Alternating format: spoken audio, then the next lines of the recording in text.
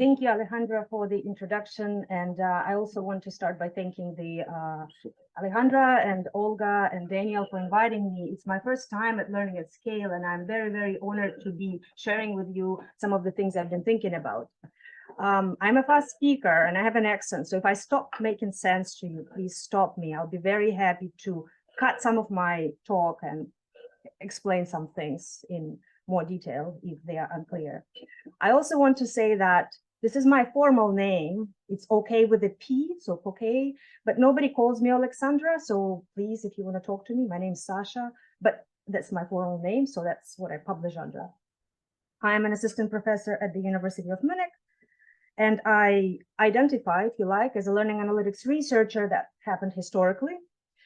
Most of my work, so I'm known in that community for my work using network science or network analytical applications.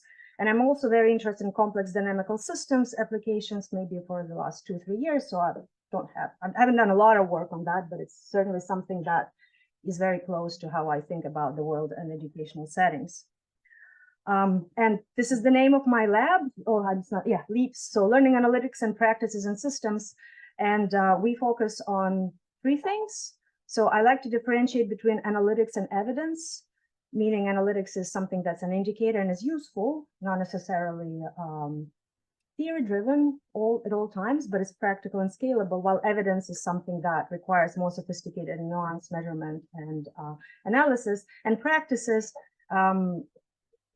basically as the part of the feedback loop and that sort of interaction between the technology and the speaker and the learner. I will not be talking about practices today at all. I will be talking mostly about my work that sits between analytics and evidence.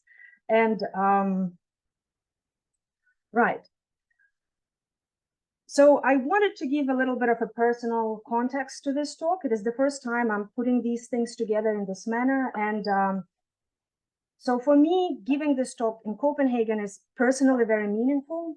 About 10 years ago, I left Copenhagen Denmark after living here for an extended period of time. But before that, in 2010, I just finished my master's here and I was looking for a job, and I received a call from this place to take up a job that I didn't know anything about. And so this particular place is a very specific thing that is very unique to Scandinavia. It's called a Danish Folk High School. This is basically an adult learning tradition in Scandinavia where adults ages 18 to 65 can live and learn together with their teachers for a period of time of about 6 months. There are no entrance requirements to enter this kind of institution. And there's a lot of communal activities going on. So it's sort of like, imagine you are a very diverse group of people. You have something in common. Maybe some people are, master students, bachelor students, maybe some professionals, maybe somebody's in between jobs. And now we all get into this place for 6 months and you decide what you want to study. Instructors teach you that and you live this thing together. And so because my master's was in collective processes, I was very interested in seeing what does that look like. So I spent 3.5 years living there and working there. And that was probably the most profound personal experience I had as a researcher, if you like, because I've seen how transformative personal relationships can be and also how damaging they can be to how we change and evolve as individuals. And living in a bubble for 3.5 years, you kind of want to go back to things that you were interested in before. So I was looking for a PhD opportunity at that time, and that was the time when massive open online courses were coming out, which seemed on some level very similar in their structure to what these kind of institutions are, which is no entry requirements, a bunch of people, very different, driven by different motivations, very different motivations. But also there are these huge differences, right? Because you have all these people coming together online, and there are a lot of them, and there's no sort of bubble where these people coexist. But because it was digital, it is the future. And I was interested as a researcher to understand, well, can we observe any of these relational fabric processes in massive open online courses, which is how I basically got into learning analytics. So today, what I would like to share with you is some of the thoughts I have about relational processes at scale, mostly captured by digital stream data. And I thought a lot about what it is that I want to convey in this talk. And part of it will be spent problematizing why this is important, because everybody kind of, yeah, we will care about that. But in fact, I think this particular area has a lot of important implications. I'll explain also why the methods that we use and the approaches we use thinking about how to capture these things are not great. And then I'll stop and I'll share with you some insights, empirical insights that I've gained that I think may be relevant to different people. And I'll be very, very brief and sort of going through this at a top level so that you can follow up and I can go deeper into sort of the details, the technical details of things. So why focus on relationships? Size classes have grown. We were talking to people here, and some of you probably are teaching classes. There are several hundred people in the class. Student cohorts are diverse, which has implications on their on-campus experiences, no more serendipitous encounters or less of that, so to speak. Class attendance is hybrid. Again, this has implication for cohort feeling and the process of development in a cohort. And personalization tools, to be honest, don't contribute to the cohort development and being in a group either. And finally, in the last 6 months, now that we can easily scale some kind of interaction using technology, more and more conversations are about substituting peer interactions with human AI interactions, which of course is helpful in many instances, but it is not a substitute for relationship that is, and in my view, is in fact a factor that can be transformative to a person. So my concern is this communal nature of learning that's so powerful is actually being slowly dismantled by these changes. And the opportunities for relational processes among learners are less and less, because as much as I respect all the ITS work, you have to have a teacher who designs for relationships with ITS. ITS itself promotes mastery of knowledge, not so much relational processes among learners. So why focus on relationships? And it's important to say that I use this word, but it's because actually finding a term that covers the complexity of all these different things is not easy. But mainly I talk about things like relationships with peer and faculty and interactional diversity. So diversity in your interactions with others and communication. And that is well known that these kind of things have impact on student well-being, academic achievement, social capital, employment, upward mobility, social upward mobility. But also, and today, besides the democratic citizenship processes that Simon was talking about yesterday, it actually has huge implications for social cohesion. Now, so I don't know if anybody knows about this thing called intergroup dialogue. It's a very US-centric thing. I didn't know about it before. So it's a very special US-based pedagogy for people to come and focus on intergroup issues in discussion and dialogue over a semester. And there's a lot of literature associated with that. So I've been working with folks who are interested in intergroup dialogue, and they interviews we've collected of how they've done it on Zoom. Normally it's done in a classroom, so you build relationships and people talk, and it's kind of get heated debates because you get all very sort of sensitive topics. And the findings we have so far is that friendships and relationship formations that lie underneath this pedagogy that's very powerful, they're very limited, if non-existent, in digital environments, for instance. That makes dialogue between groups very challenging. That has huge implications for social cohesion. So I hope this run through all of these important elements reminds you that it is actually not just a nice word and a nice and fuzzy thing, but it actually has serious implications for our students.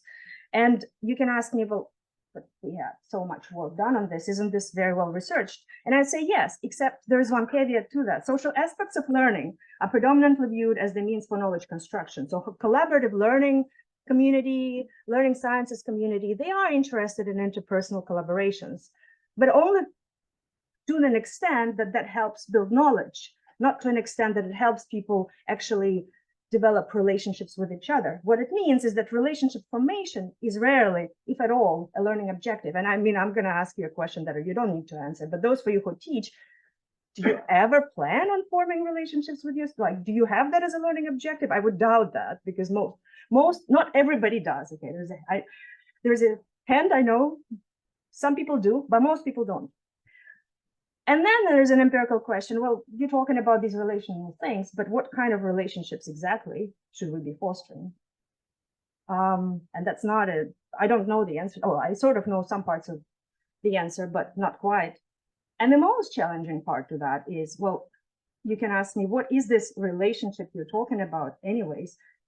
How do you define relationship? And I will tell you that the last 6 months I was looking at literature defining relationship, and that also is not a very simple thing. So yes, it has been very well researched, but not towards some of these things that in fact have this profound impact. So in this, what will follow, I'll talk about what I learned about relational processes and scale. I can substitute that with calling them socio-emotional processes. I'll use the variety of words, and I know that this is imprecise, but I don't have a good vocabulary to talk about these things. So I hope that my message is conveyed and we can debate whether it's a really bad thing that I don't have a very good and clear definition of what it is we're targeting here. Now, I had to make a choice, and I thought that if this audience leaves and there's one thing they will remember, I think that's the one that I want you to understand really, which is why, from an analytical point of view, this is a very complicated issue to study relationships. So I want to explain this, and to me, this is an important part because I assume this when I talk to people about my stuff. But if you ever want to do work with this area in any way, or this is something that I think can help you understand where the gaps or the weaknesses of how people normally think about doing this work are. So the common methodology that's used to study relationship is social network analysis, and it is a theory-heavy method for studying relationships. This literally is a thing that is used to study relationships between humans. Social network analysis, the data source for building a social network is a self-report where people are asked things like, who are you friends with? Or who do you discuss important matters with? An important implication here is that this data source is a tie, it's a state. Relationship is a state in social networks. Another part of social network analysis proper is that relationships become data points in a data set, which means it's not an individual, randomly sampled pieces, but it is relationships that are interdependent. And the implication for the fact that each relationship is a part of the data set is that you have to be very careful as to what is a relationship and what is a non-relationship, because you're making choices as to what you'll be throwing into your models later on. You think about it a lot when you have individual data points, but people tend to be really casual about it when we talk about network analysis. Now, the last point, and I already made it, is that these relationships obviously are interdependent and non-random, which means you cannot just throw some statistics that you used to on top of this, because a lot of the assumptions in statistical models are violated. And there's an important implication for that, which has to do with the fact that if you have many social networks, you want to compare them statistically to one another. But there is an inference problem, which is to compare an observed network to the class of all graphs with similar properties. That's what you want to do to do inference. What you want to do for the statistical analysis in social network analysis is that you want to compare observed network to all class of possible graphs with similar properties. But there is no textbook that tells you the statistics for that class, which means you have to make that up. And that's where it becomes challenging, because you have a graph network that describes a class, and you'll compare it statistically to another network. There is no theoretical distribution that already exists. And as a researcher, it is your responsibility to do the job. And it does not make sense to simulate this random network based on the number of nodes, because people in relationships don't just randomly interact with anybody who they see in front of them. There are mechanisms of why I go and talk to Olga because she's a program chair, or to Jan, who represents ICM as a keynote speaker, right? And everybody who comes in is going to go to Olga because there's a social process happening. It's not like you have 50 possible ties and you're just going to throw them around to other people, right? So there are patterns governing why social relationships form. And so what social network analysis does is that it thinks of these mechanisms of how social relationships form, and they uses them to hypothesize and simulate these different distributions of random networks, so that then they can examine whether the social network they are observing is in fact governed by these social mechanisms. So ultimately, this is a graph. Then you have these hypotheses, presumably all of these little mechanisms of how social network forms exist within the same graph. You simulate them, you simulate a distribution, you compare things. This is social network analysis. This is not digital learning. And so that's where the problems start happening, because in social network analysis, all of this is a lot more clear and defined, and all the tools that we have that are reliable and adopted and understood and can be, all of that is built on social science and social network analysis. Pretty much none of that talks to settings that are mediated by technology, where we have digital data streams, and none of that considers things like, it's not just that people are interacting online, they're also constrained by pedagogies, and they're driven by individual learning motivation. So the educational context is very, very unique in that sense. And so in educational context at scale or in a classroom, it doesn't matter at which level you look at it, interactions are events, it's micro level, and the mechanisms are unclear, because sometimes the teacher does, it forces you to do it. Sometimes you do it because it's your friend. Sometimes it's because, I don't know, you walked in and that's the only person in the classroom. So there could be a number of reasons why ties would exist. And social networks, relationships are states, they capture something that takes place and coarse grains at a level that the time scale is a lot longer, and the mechanisms are well known. And so there are huge differences between these two things, but somehow when relational processes are measured, a lot of people, including people in learning at scale community and at LARC and at EDM, tend to ignore this. And so despite these differences, trace networks, so networks that are constructed from digital data to reflect something that happens in the classroom, they are constructed with arbitrary decisions, meaning the tie, non-tie, remember what goes into the data. And then later they are modeled using hypotheses that explain processes that may not even apply or be even close to what we're looking at. And then we present the findings and interpret them through social science research as if it's supposed to be.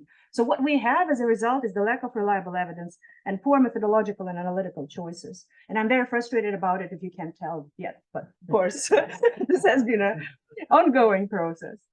So I refer to this phenomenon as a cacophony of networks in learning analytics, because, hey, it's just so easy to build a network and throw everything into a graph and make pretty pictures. So we've described some of these things in the Handbook of Learning Analytics with Srečko Joksimovic. But I've also written a number of things over the past several years, highlighting elements of these. So for instance, we did a short literature review for making recommendations for doing network research in learning analytics. And we look at most cited papers. So as I said, conceptualizations are diverse. 53% of the most cited papers are based on one course, meaning one network, meaning N is one. So great insights. And everybody does their own thinking in their own way, which means it's absolutely impossible to compare. So what people tend to talk is like, well, we see these relationships, but they don't look at the back end of, what led to these things. So it's very difficult to synthesize. Then, of course, there are issues with theory application, because digital learning does theorize these processes. So Bodo and I have just written a chapter in the upcoming book that describes how some of the digital learning theories can translate into operationalizations of networks and can be later modeled. But I also, obviously, because I've been thinking about this truly for a little bit too long, maybe, I have a suggestion as to how we can address this empirically in analyzing relational processes. And my solution is that we have, when we model things and try to derive indicators and therefore evidence, we have to separate the processes that occur at the same time. So there are processes of individual participation. I have that here. And we can capture that in communication patterns by network of posts. So those of you who work with discussions on any medium, I talk about discussion forums, but you can easily substitute that with anything else. So if you see people interacting, you can build graphs of posts, and that can give you scalable indicators of participation. But what's useful is that then you can derive interpersonal networks, and you can use participation activity as the new model that models individual participation mechanisms to then see how that translates to interpersonal communication And then you can use your communication level to derive relational patterns that where the social science modeling can apply. So in this paper that just came out about 2-3 weeks ago, I explain these things in great detail, and I also give an example of 20 courses. We see some interesting things. This is probably the most meaningful patterns I've seen when it comes to university discussion forums, which are different from MOOC forums in my experience. And I've seen, trust me, I've seen all kinds of networks from educational settings. So this is the methodology that I think works. And I wanted to give you what, every person who does networks, you have to put pretty networks on the slide. So I thought that would be the time. This is the image from that paper. What appeals to me is that the problem with the rule is that you can't really show. So I'll try. In the first column, you see visualizations of what I would call archetypical networks for different types of courses. There is a tie to the design of the course. And when you separate the processes into participation, communication, and relational structures, you start seeing the differences in relation to course design. You wouldn't see them otherwise, at least not in my experience. So the participation patterns can be very different for individual participation in a social learning activity. And they're also very scalable because it just counts. It's things that we already have and super easy. The communication networks that are derived from that are the ones that everybody studies. And what I show in the study a little bit is that these are the ones where the patterns are all over the place. They're really difficult to interpret, and yet people insist on working at this level for whatever reason. To me, it's an intermediate step. You can work with that, and we can talk about somebody works in that domain where and how, but not at the moment. I haven't seen anything that I would personally trust on this level enough to claim that it is actually meaningful. But what's interesting then, the relational structures actually are very different, somewhat different. And there is a relationship between the type of a participation indicator you have and a relational structure that emerges, which is useful because you don't need then to make all this sophisticated analysis. You can just use simple indicators at the level of participation to infer relational processes and tie them back to the design. Right. So I just wanted to make sure that I leave you with this wonderful message that I don't trust research that focuses on communication networks specifically, unless there is a caveat or there is more coming to it. All right, and I stop about this methodological and somewhat research infused expose now. And the second part of this talk is about something else, or somewhat different. Because I've been grappling with this problem of how do we capture insights and how do we produce evidence about these things for a while and in different settings, I thought, well, maybe I can share with you what I've learned in a format that's a little bit more engaging. I don't know about you, but it's very tiring to be sitting here on Saturday listening to somebody talk. So I thought I drew inspiration from Ken Koenig. I don't have that compelling evidence to back it up as he does, but I wanted to make you think a little bit. So I'm going to ask you opinion about these things, and I'll tell you what I found in my work in relation to these things without explaining much of the details of how. So the first question I have, which is something that people do a lot, is measure the so-called degree centrality in networks of communicating learners. And the degree centrality is a measure of how many people you talk to. If you've seen any analytics boards for collaboration, that would be the measure they would have. And that's because, that claim is that this is degree centrality in communication networks from learner interaction indicate learner social relationships. So I'm not going to call on people or anything like that, but I'm going to ask you, do you think this is true or false? What do you, from what you know? Of course, some people are shaking no, because I'm framing it as it's very difficult to say yes, hopefully. Yeah. Is it just a measure of how many different people they talk to, or also how much they talk to certain people? It's a measure of both, obviously, because in a forum, if I talk to you and then to him and then to him, that tells me how many people I talk to. But what it is, how many people I talk to is a proxy for what? The claim is that it's a proxy for social relationships. Like now I have relationships, interactional relationships, 3 people to my social capital. That's the claim that's been made in literature. And that's how very often we say, well, they have all of these relationships to other people. And then this is thrown into the regression model with the grade. And, you know, there are relationships. So we've done this work with my colleagues from Paris in a paper at like 2020 called Are Forum Networks Social Networks?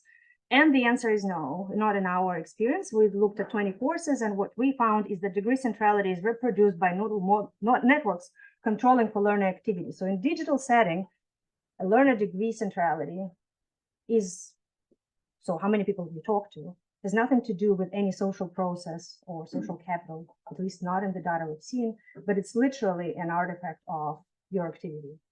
So that is reproduced by incredibly trivial null models that are very, very, very stupid. If you, this has been reported. So this is very, you need very simple analyses to show that if a learner is active, they will have a high degree in a communication network.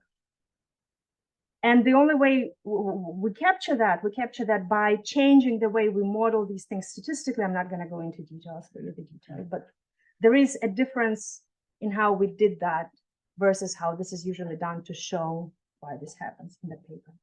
Another question I have, this is more talking to this community because I've done about 4 years on MOOC data, different kind of questions. So social presence in MOOCs, social presence is perception of the other person being real, is low.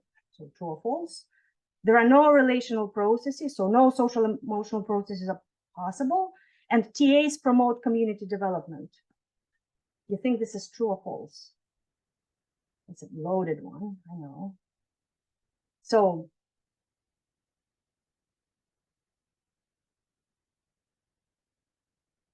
the socio-emotional process, so social process, community development, let's call it community development. So social presence is low.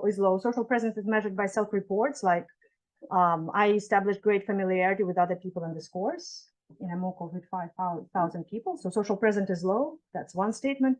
Another statement is communities don't develop. Let's call that communities. Yeah.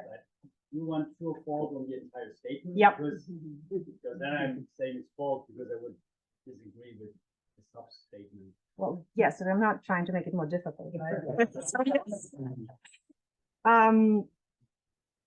But it depends on the learner subpopulation that you're looking at. And that's the caveat. And that's the message I have for the learning at scale community, because just like learning analytics community, you guys like to look at the entire everybody as if everybody is the same when it comes to relationship formation at scale, which is not the case in MOOCs. So when I've done most of my work and I've done thematic analysis of what people talk about, content analysis, sequences of discussion patterns of MOOC learners in a discussion forum, modeling network patterns in discussion forums. I've seen data from Twitter MOOCs, I've seen data from edX MOOCs and Coursera MOOCs. And I normally do analysis on a subset of learners who have what I call sustained participation. So you can call them residents. It's those people who show up again and again and again. They are not hyperposters. I mean, hyperposters is included in that subset, but it's people who say maybe made one post in week 1, made one post in week 7, and made one post in week 9. So it doesn't matter how much, and it doesn't mean that they have to have done something in social activity 3 times in a row, but around 3-week participation, spread or clumped, seems to be capturing the bulk of these folks who are in some ways committed to participating in discussion activity at scale. And what happens is that if you start looking at the patterns this subgroup has, the patterns in there are inverse to what you'd observe on everybody else, or even if you measure it at the level of the cohort. I do include references at the bottom. I just don't want to bore you with the details of every part of that. So, for instance, for this subgroup, the socio-emotional process or community development processes increase.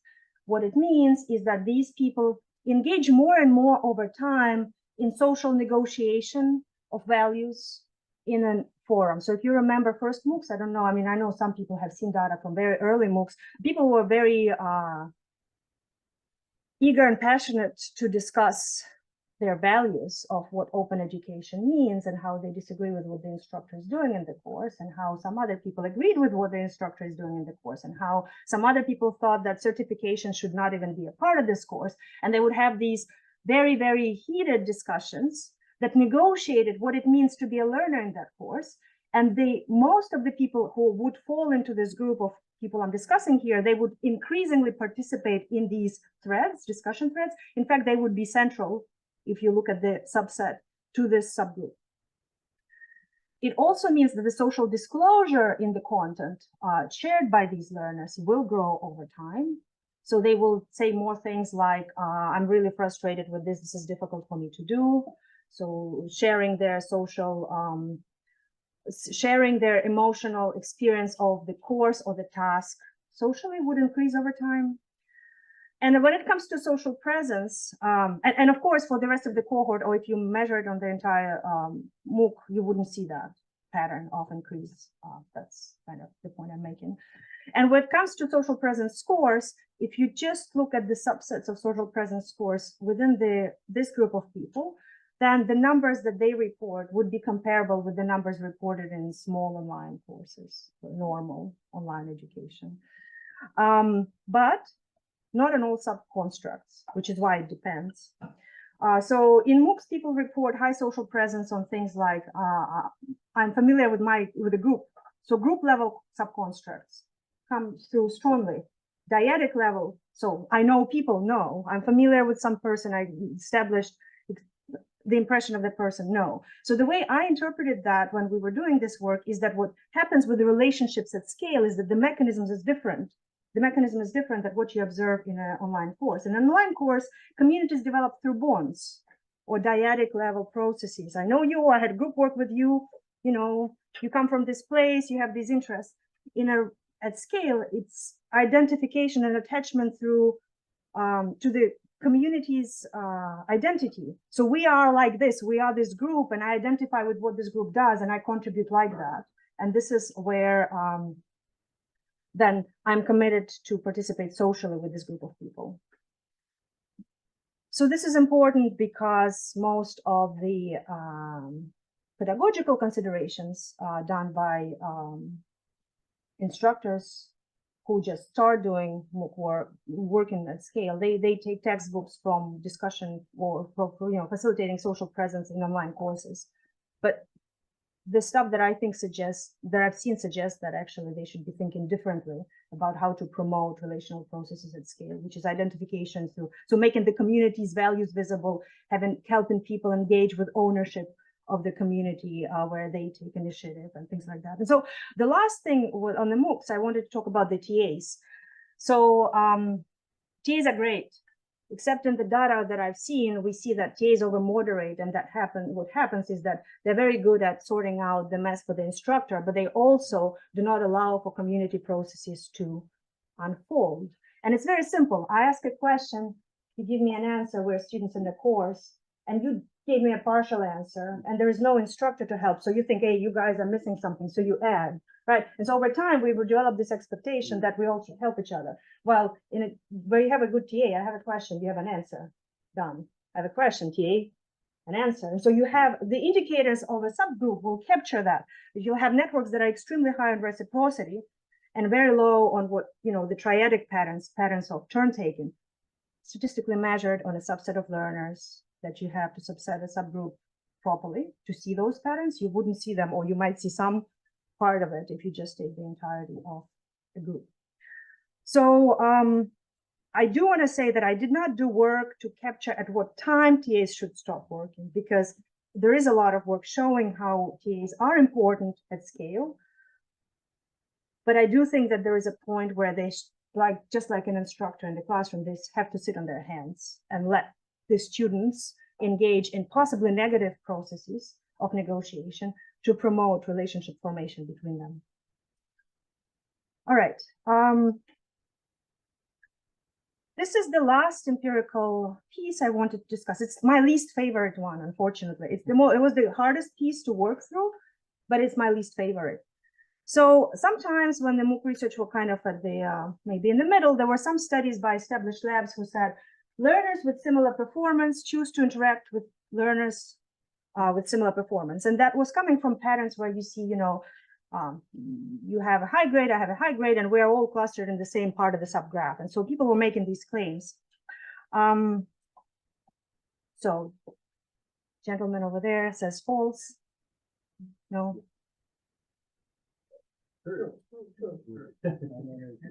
False.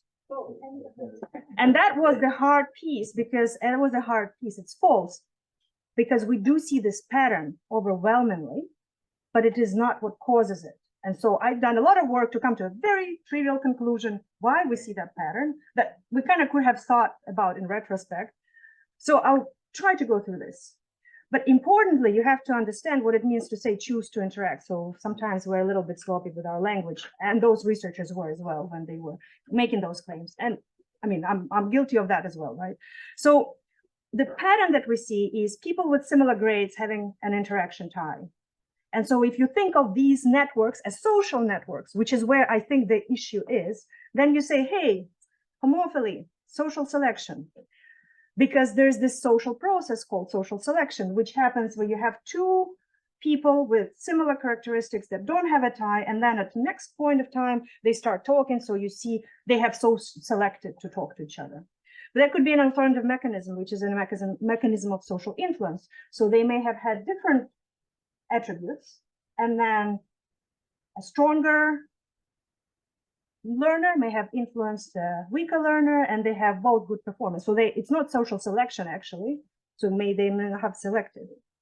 So there is a lot of really nice analytical tools in social sciences to basically examine these things. So we've done this, and it was hard because we did it across 3 universities. So we used all the forum data that was available to us from the University of South Australia, University of Michigan, and National University of Singapore.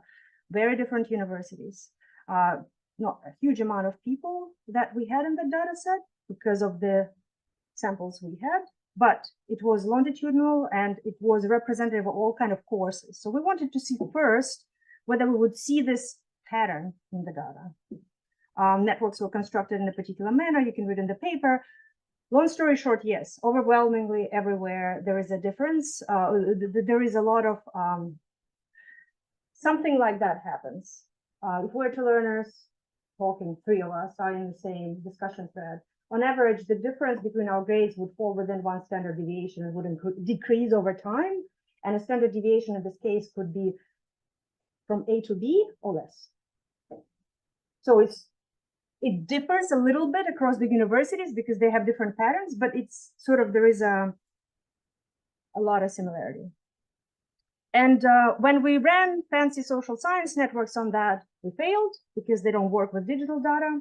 No matter what anybody tells you, I do not believe that they could fit social science models that run these analyses, like things like Siena do not run on forum data. And the results were very disappointing. There's not much of either processes, which then I thought, okay, well, so what causes this? Because this is obviously just what's called a network autocorrelation. These people just happen to be there and the pattern happens to form. So there must be a reason. So in 2021, I looked at just data from one course to see what was causing it, shuffling some characteristics in the network, reproducing them to see the observed patterns. And it wasn't the timing of when people were in line. So I thought, well, maybe it's because, high performers happen to do their work on Tuesday and lower performers just show up at the end. And so that's why that happens. No, it also wasn't because of what happens within a discussion thread, because if you shuffle discussion threads and learners on the course level, it doesn't explain the observed pattern. And so the pattern is explained by the distribution of grades of forum participants. And that is very, very trivial, but it's also very important that it's not a distribution of grades of who's enrolled in the course. So it's something like if I made a distribution of grades of everybody who is in this room, I'm going to have a particular sample, but only 3 of you asked questions. And that's what the network would capture. And that's what a digital network would capture. And that's what would show that in some cases we have particular types of people interacting only in particular instances, and they are similar on their performance. And that's on the data from about 700 courses.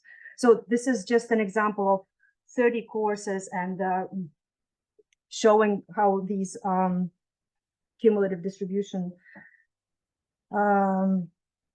differs. So it turns out that the interquartile range of grades of forum participants is highly predictive of this observed homophily, which ultimately means if it is completely in the instructor hands. And in fact, we did some work showing how this correlates with those features on the participation level that I've shown you earlier. Remember, I was saying that participation in a forum or in any social activity is something that we can easily measure and capture. It tells us something about the course design. So we looked at the relationship between those measures and this homophily sort of indicator. So the wider the pool of performance of people who are participating in a social activity, the more diversity will be within the interactions. It's pretty trivial. However, it is something that's completely in the hands of the instructor and something that's very easy to monitor because you can just have an indicator that shows who's interacting in your particular course. Right. So closing this, I chose not to talk about the study on mobile networks. So if anybody's working on that, I'll be happy to tell you more and show you some insights from that. But my takeaway message, or something that I leave myself with first and foremost, and I hope some of it is relevant to what you're working with, is that the evidence on this around relationship formation and relational processes at scale overall is scarce, and it's problematic going forward due to the number of limitations that exist in the current work. That measuring these processes needs to be aligned with the nature of the data, and I remind you that when we look at digital streams, they are events, not states, as social network analysis, and that they have to be applied and understood to parts of the cohort of learners where it's meaningful to look for those things. And that the pedagogically, these relational processes need to be developed, or they are developed, in the things that I've seen in the data, they develop in a more natural learning environments and scale. So if you give learners more agency to discuss and take ownership, even though it may be bumpy, there are more community development processes that will kick in. And that prompting some value negotiation and learner ownership needs to be put in place. So it doesn't have to be a discussion about whether they like or not what you're doing in the curriculum, but there may be some value-related conversations related to the content of the course that can help them espouse some of these things and lead to sort of social disclosure over time. And overall, what I think is true of the things I've seen through the different contexts is that factors that promote relationships in authentic learning environments have some interplay between the agency of learners and the structure for social activity. So not over-structured, but not under-structured. Some structure is good, but also allowing learners for expressing themselves and choosing, making choices within how they navigate is important. And finally, that pedagogy and teacher behavior, TA behavior, as well as lack of attention from the teacher side as to what they are facilitating, if anything, can hinder social processes. And just to make it clear, it doesn't make maybe huge difference to situations where we have campuses. But the moment we all go online, that changes, because in many instances, that's all that most of the students have. And finally, I think that more, at least for the homophily bit, so in terms of the academic diversity of interactions, monitoring the distribution of performance of those participating in a social activity can support for more opportunities for students to engage in academically diverse participation, hence richer communication patterns, hence potentially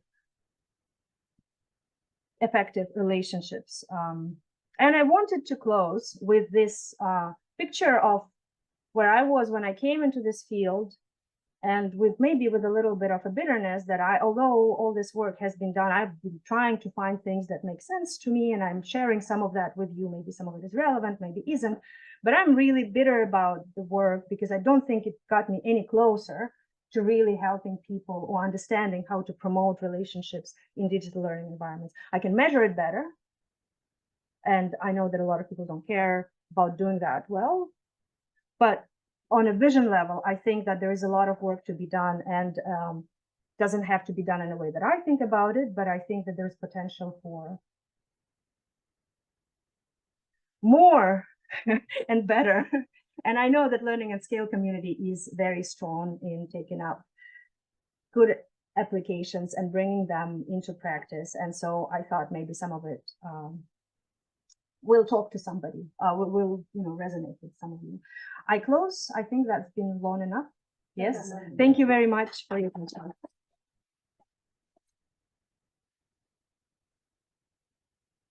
So thank you very much. You were a bit provocative. That's good. And well, let us open the floor for the rest of the community. Let me suggest that you say your name before you say your question, so that we can make some social interaction as well. So I don't know who to start, for example. Yeah, there. I'm Jose. Sorry. Zach, and then Nicola. and then Jose. Yeah. Yeah. Great.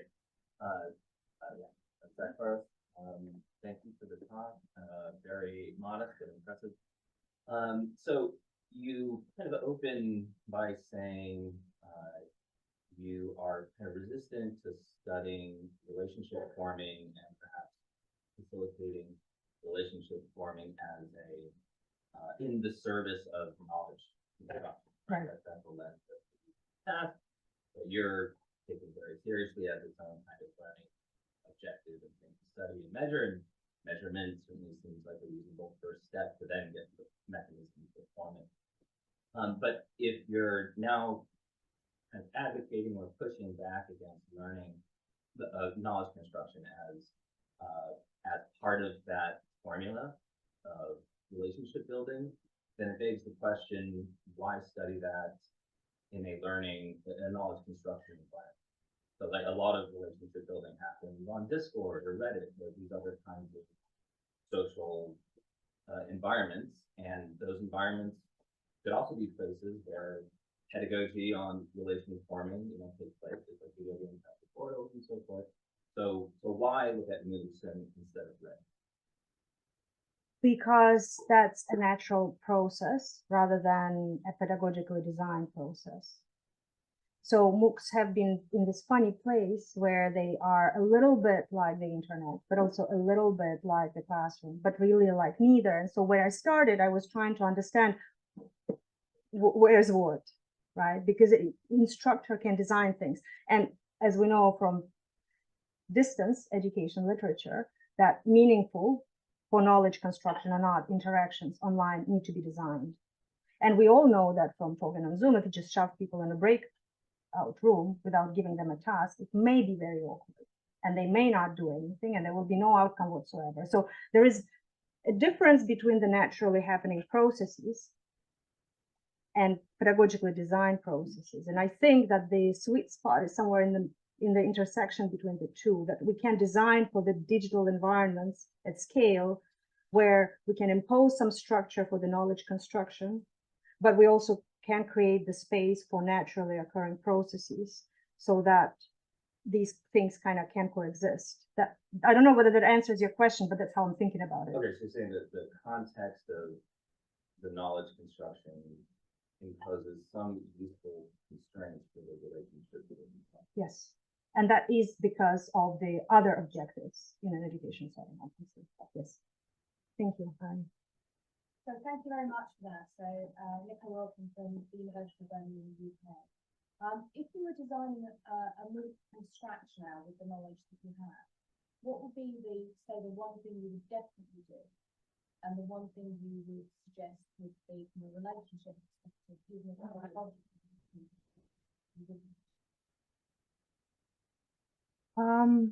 I would definitely have, well, it depends on this discipline, right? So you have to give me some constraints into this STEM. So tasks are good, structured, well, we have the structure that has all of these things, that's good, and I would keep that as it is, allowing learners to interact around these things, because that's what starts some of that social selection process. In my view, people form interest-based things. I would work on explaining or kind of trying to help them with the patience in the early days where they get all frustrated and explain why that's important.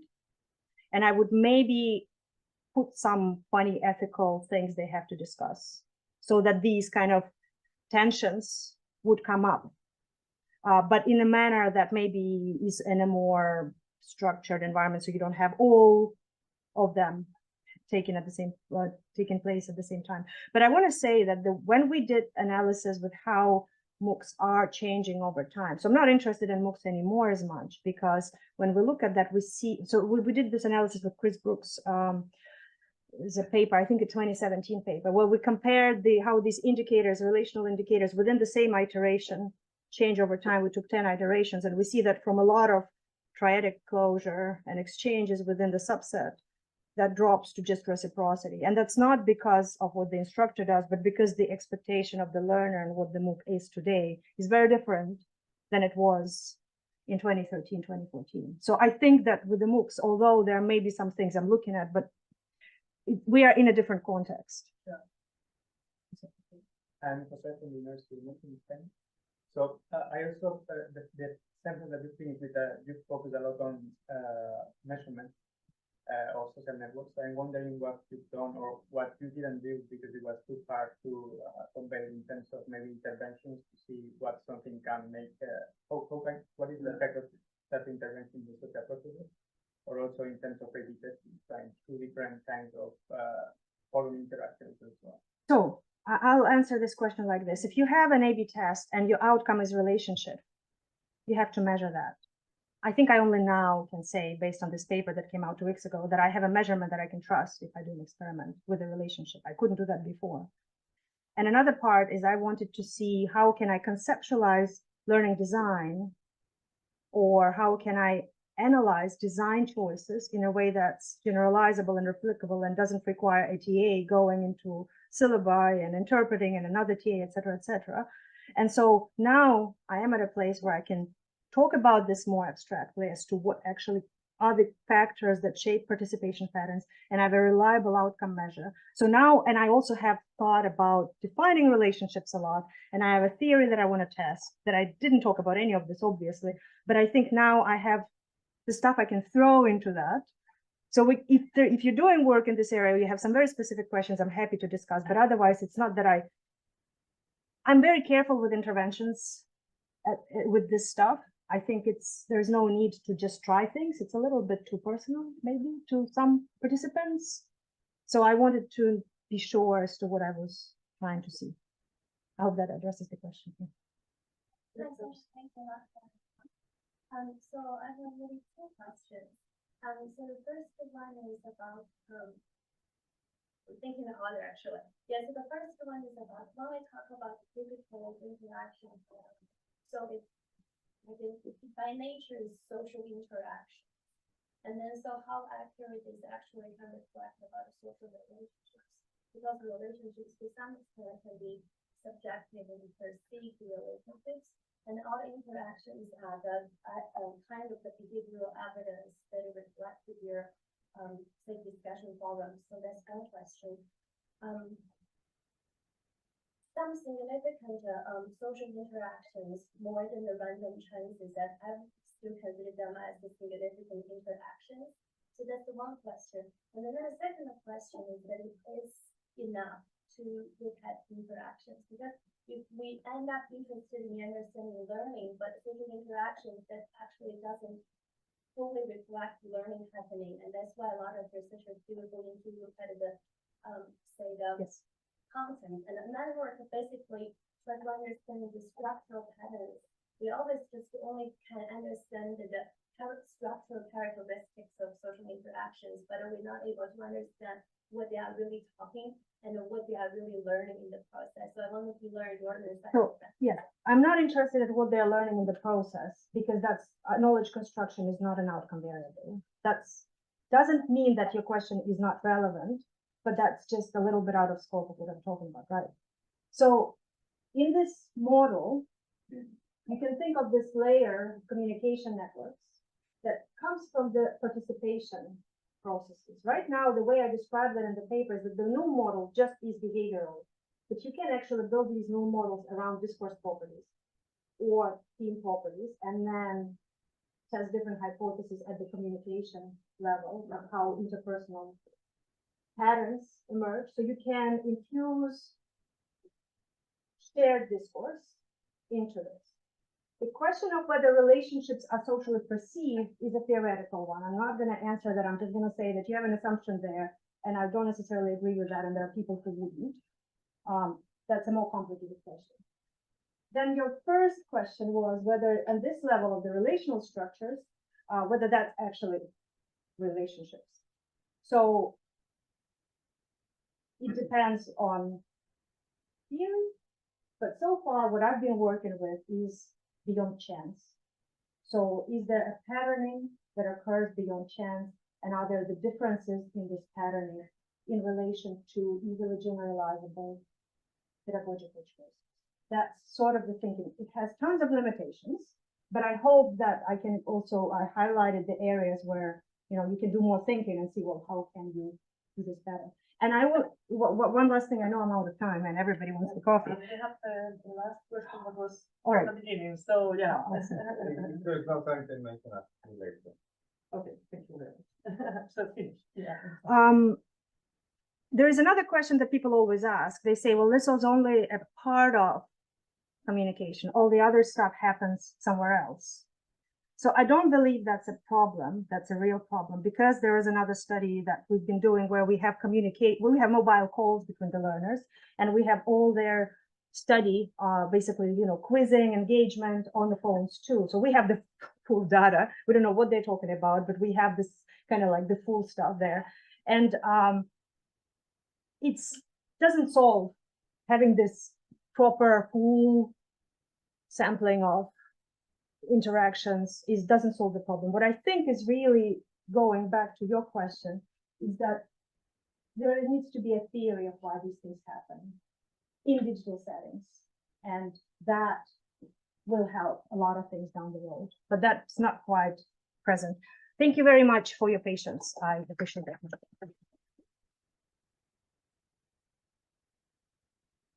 So thank you very much for making us think and to problematize the space. So yeah, this is the next. We have a copy break. Okay, so let's go for it. Okay.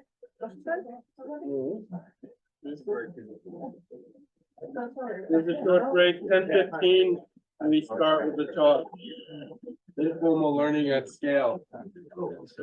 Jose, you're the session chair. Oh,